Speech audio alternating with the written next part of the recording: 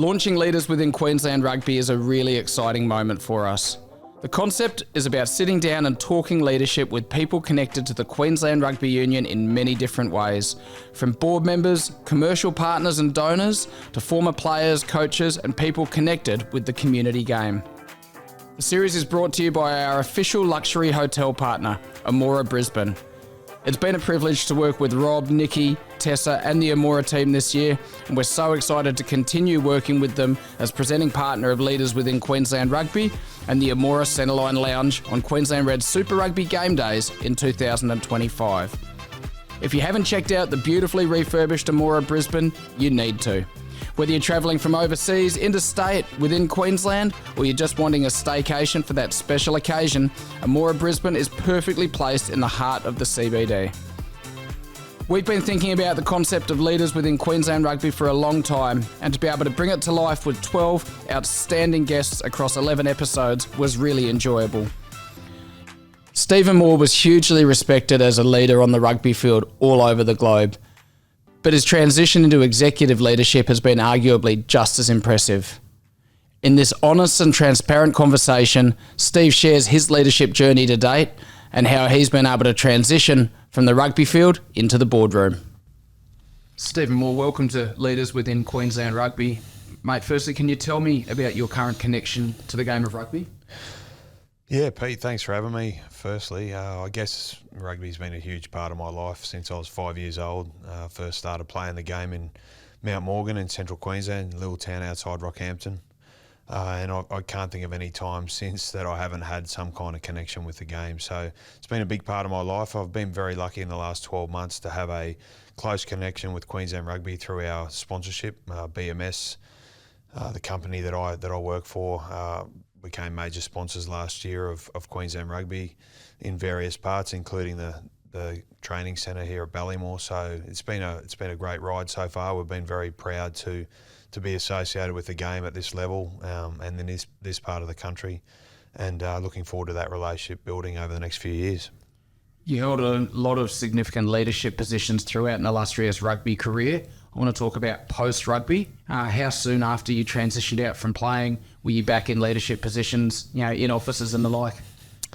Yeah, it was an interesting journey actually, but we all go through that when you hang up the boots and, that part of your life is finished and you need to reinvent yourself and redefine who you are and what you want to be known for. And I was really lucky to have a great mentor in Damien Frawley, who gave me an opportunity straight after I retired to work at QIC in a company called NAPCO, which is a large cattle business that QIC own. And I was doing some work with the CEO in that business and also in different parts of leadership roles around the company, and that was great. That was a great grounding in business because it is different to sport. There's a lot of similarities in terms of the traits that you see in sport translating into business, but it's also very different environment, different culturally. So yeah, it does take time to readjust to life after rugby, but I think we all need someone to give us a chance after we retire, and I was so lucky to have that. And then I guess it's up to every individual to take that opportunity. But you can see even in business now, the people that have played in teams and been in sporting teams bring a certain quality and certain qualities around leadership to the table, and I don't think that'll ever go out of fashion. It's just a case of being up to date with how leadership's evolved, how teams have evolved, and how the workplace has evolved, because that has changed significantly over time. If I think back to when I first started playing rugby to where I am now in the corporate world, the type and the style of leadership has certainly evolved over that time. And it's an important thing to be aware of as a leader, that you keep up with how the changes have happened and how you need to apply them to your team. Steve, with all those transferable traits and study that you'd done and work you'd done to prepare yourself for the business world, were you also cognizant of joining organisations, at the leadership end and how that might, how that might be received by your colleagues? Absolutely. I think that's one of the main things that you think about when you retire. You spend so much time in an environment that you're very comfortable in. You know the game, the people involved, the travel, all that kind of stuff is very second nature, and you just know it inside out. And we used to spend a lot of time together as a team. So we'd travel the world together. We're in hotels together. We're having 3 meals a day together. So the amount of depth of those relationships and the knowledge of what you're doing is pretty significant. So when you move into something beyond rugby, I was always had a bit of that imposter syndrome coming into a business to think, well, I haven't actually had a background in whether it's agriculture or finance or insurance or whatever the sector might be. You've just got to have some humility around that and just be aware of what you don't know. I think that's really important. I remember Damien saying that to me early on. You don't know what you don't know, so just listen and ask questions and you'll pick it up. And I've just tried to take that simple approach as I've gone on. And I've always been quite curious, I guess, about how things work and what's behind something. So I have always been inquisitive around learning and trying to pick things up as quick as I can. So you've got to get in at the bottom, I suppose, when you retire, and that can be a really challenging thing when you spend so much time in very senior leadership roles within the game. But that's what we all have to go through. There are very few people go straight from captaining your country, for example, to being the CEO of a business. There is a transition period. You have to work hard through that, and but it has been rewarding too. I've learned a hell of a lot in the last 7 years it's been since I retired. So I've learned a huge amount about business, about leadership, about people that I wouldn't have known in rugby because, whilst you build a skill set there, there's a whole another world out there that it's been great to learn a bit more about. Your leadership style would have had to evolve, to be office appropriate or business appropriate as opposed to rugby appropriate. Is that something that kind of happened in one quick go, or is that something you've continued to finesse along your leadership journey? I think it doesn't matter what type of leadership you're looking at, it everything evolves over time. You've never mastered it. You always have to be learning, getting better, fine-tuning. So the style of leadership is very different. It probably was a much more casual leadership style in a team. You're almost like family. It's like you're talking to your brother or sister a lot of the time because you just spend so much time together. And we spend a lot of time in informal settings and on the rugby field, and it's a different environment. So when you come into an office corporate environment, it is a little bit more structured, a little bit more formal, and a lot of that is appropriate for the setting, so always pretty conscious of that and making sure that you're adapting your leadership style, including your body language, communication, things like that, messaging to suit the team at the time and different people within the team. That's one of the things I learned about my time in team sport was every individual receives things differently. Different people are motivated by different things, and the more you can understand each of your teammates, the better you can help them to be their best. So I've really tried to bring that into the corporate world. Have there been any moments you can pinpoint along the journey as a business leader where you haven't got it right, or you've thought after the fact, I should have approached that differently? Oh, loads, every day. I think you've got to have that level of self-awareness that you need to take time to reflect on things that go well, but also where you can be better. That when you stop doing that, I think that's you're not in the right space. So always reflect on the things that you can do better every day, and that might be a big thing or it could be a small thing, but there wouldn't be a day where I don't reflect on meetings, on interactions, on phone calls, whatever it might be, and think about how you could do it better. But I think that's part of what, I guess, once again, looking back to my footy career, we would have spent a lot of time reviewing everything we did. So I probably have that kind of mindset that you only get better by reflecting what you've done in the past and being pretty honest about that. So not sugarcoating it, but being pretty upfront, pretty honest about the things that you need to keep doing better. And I think that helps us all improve. So, when you're in business, you win and you lose as well. It's quite similar around that. So every week, every day, you have some wins and you have some stuff that doesn't go well. So having that background where I suppose, we did get judged every week on the scoreboard, and there were, I'll never forget some of those long flights back from Auckland after those Bledisloe Cup games at Eden Park. We we had very little success over there, like most teams did. But you had to front up on Monday and get into it again, and things like body language, communication, all that kind of stuff. How, as a leader, how you bounce back and get back, forward looking and getting ready for what's ahead is very, very important, because we all go through adversity, no matter what you're in, and it's how you bounce back from that and keep looking forward that's really important. Thanks to Amora Brisbane, presenting partner of Leaders Within Queensland Rugby. Experience luxury reimagined at the Amora Hotel Brisbane, where you'll find a truly unique experience. Book your stay today at amorahotels.com. The leadership roles that you had the opportunity to carry out in rugby, they were a reflection of both your character but also your athletic prowess, your selection in the team as well. But if you cast your mind back to your childhood, teenage years, etc., did you always consider yourself a leader? Did it come naturally? Not in that sense, I don't think, in terms of being the captain. I did have a few opportunities in junior teams. I grew up in, as I said, in central Queensland, so Rockhampton, rep sides and things like that. But as a child, Steve Orr was my hero as a kid growing up. So he was the one who had the posters on the wall, and I'd read the World Cup diaries. And I think leadership is something you can learn and become interested in, obsessed with. So I think I was a bit like that.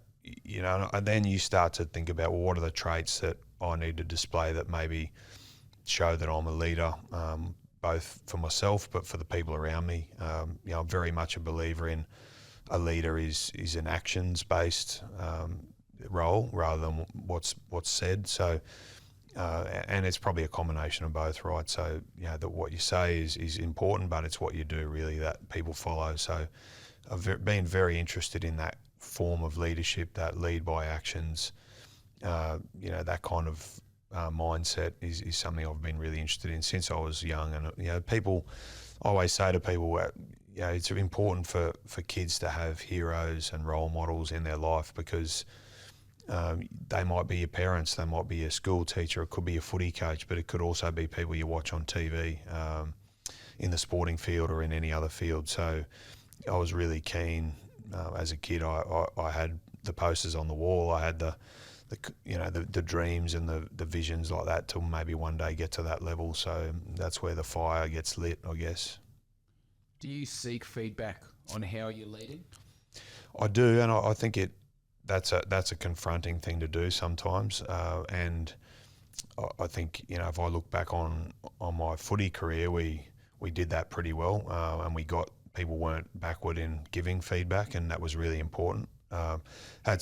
Very lucky to have some wonderful coaches that really promoted that within the team, and I think that's a sign of a really healthy team when you can have that really healthy conflict and feedback loop so that we can all get better. And I think in the corporate world, that's probably still evolving. Some organisations do that really well and some don't, but it's not a thing that comes naturally to a lot of people. So that's something you have to really promote within your business. And I think at the corporate level, I think we're still on a journey there. There's no doubt. But an organisation that is comfortable giving really healthy, positive, constructive feedback with respect is an organisation that will continue to improve. Approximately 12 months since BMS Group acquired Blue Book, a smaller business that you were leading. What's been different about leading in your current role within a big global insurance business? Yeah, it has been a big change, and look, for most of the time it's been a hugely positive experience for us. But as you say, the main change is the going from a small business where there's not really many stakeholders other than the owners of the business and the staff, to a bigger global business that has multiple geographies, leaders all around the world, different offerings all around the world, different brand, different systems, IT, the whole gambit of different things. That's been a really, it's been a busy 12 months because that stuff all has to be integrated into one. So, but our staff have been terrific in the way that they've adjusted and adapted to that, and been really proud of how everyone's just embraced the change. They've been resilient around some of the things that have been difficult to change, because no business comes together like that without some uncomfortable bits that you have to work through. So that's been really pleasing to see how that's gone. BMS as a whole has been terrific and very supportive of what we are trying to build here, and will continue to do. So it's been quite seamless in that regard. We've had great support from our leadership, both globally and around the country, to continue to build our business, go into different specialties, continue to hire good people to come into our business, and we're really excited about continuing to do that over the next few years. And having the partnership with Queensland Rugby has just been another layer on that and added some real depth to what we're doing in Queensland.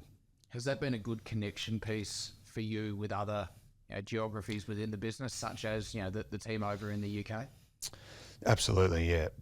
Not so much with New South Wales, I think, but you can expect that. We've got a healthy rivalry with the Sydney office over the Reds, although they're quick to wear the Reds jerseys when we send them down there. So no, that's been really good. But globally has had a strong association with rugby over its history. So when we approached our head office in London about doing this, the partnership with the QRU, they were very supportive of it. So from day one, they were really, really keen to get involved. Of course, we've got a fair bit on over the next 5 years in Australian rugby and a fair bit to look forward to, British Lions being a key part of that. The Reds tour to the UK next year is an exciting opportunity for our business in terms of giving access to the partnership to some of our colleagues in the UK, and I know they're very excited about that. And to see an organisation be open-minded and try new things like that, I think is very refreshing in rugby, and we're really proud of that association and to be part of that. They're the kind of people you want to be with, that you want to do things with, and so we're really pleased with how it's going. And like I said, we're really excited about how we can continue to grow the relationship. You talked about a busy 12 months. Most leaders naturally come to the territory that you have to be workload, and I guess you're also a husband, you're also a father. How do you balance work and life and ensure that you're not letting any of your buckets get empty? Yeah, well, it's a challenge, mate, that's for sure. You have to actively focus on each part in isolation, so just trying to be conscious that when you do go home from work, when you're at home with the kids, that you're present.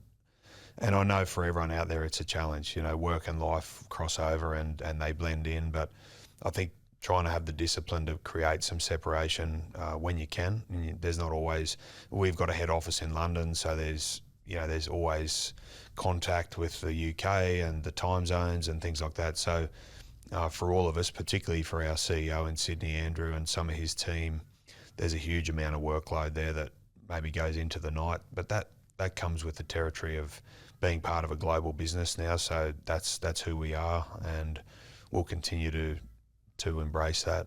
And there's plenty of people out there that have similar, right? They're working in the US or something like that. So the time zone stuff is one thing, but then, as I said, just being present when you are at work and then when you're with your family is really important. And I think that's something you've got to really work on actively. It doesn't come naturally, being able to switch off from one or the other. So I think giving our people the chance to do that is important. So things like, I know it would be very hard for the QRU having so much on the weekends, but for us, trying to limit our contact with staff and each other on the weekend, just to give people time to spend with their family, doing things outside of work that they really enjoy.